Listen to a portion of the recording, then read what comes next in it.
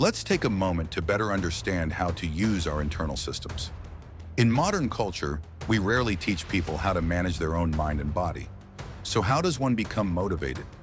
One powerful method is learning to consciously connect dopamine to the effort itself.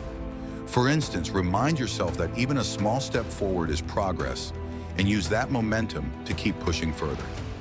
Whenever we engage in action, it can either energize or drain us. The secret lies in maintaining a healthy balance between dopamine and adrenaline, epinephrine. All animals, including humans, rely on this system of dopamine-guided goal-seeking. Take, for example, a grazing animal on barren land. It may change direction when it doesn't detect water, and when it finally picks up a trace of it, dopamine kicks in. Not when it drinks the water, but when it detects the possibility. That surge of motivation is what gives us energy, even when physically drained. Imagine trudging through a desert, dehydrated, and suddenly seeing a lake. You'd feel an unexpected burst of energy to reach it. That's not extra fuel in your body. That's dopamine telling you there's a reward ahead. Finally, around 2020, scientists began to clearly understand how dopamine truly operates. That restless urge, the drive to act, that's dopamine in play. It's closely linked with epinephrine, which is actually synthesized from dopamine. This cycle of craving and working builds up gradually. Want, act, want again, act again. Then comes the reward. While some people allow their dopamine to spike at the point of success, wise individuals train themselves to celebrate more moderately. It's all about internal regulation. Even after a big win, keep your response balanced.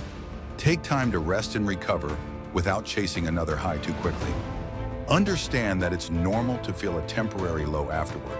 That's just your system resetting. If you accept this and wait, your motivation will rise again. And here's the insight. Your ability to harness dopamine for progress, instead of chasing peaks, is nearly limitless. This is the core of how people build great companies, create successful content, and keep striving. The real reward is in the pursuit itself, not just in the finish line. When you get there, don't throw a huge celebration. Simply acknowledge it and move on. Your mindset determines how these chemicals function. Positive, realistic thoughts can give you a natural lift.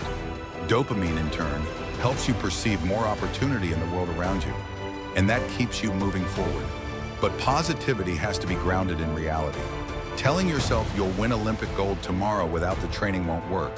Your brain won't buy it. However, if you genuinely believe your efforts are taking you in the right direction, that belief will energize you. It's about bringing your goals mentally closer and celebrating the process. People often want a step-by-step manual, but the truth is, this is subjective. What motivates one person may not work for another. Each of us must find what helps us move forward, set goals, and decide how and when to reward ourselves. And here's the crucial part. If you only chase external rewards, you surrender control over your dopamine system. So when you achieve something, really take it in. Feel grateful, but then take that emotional high and mentally link it back to the work that got you there. That's how you build sustainable motivation.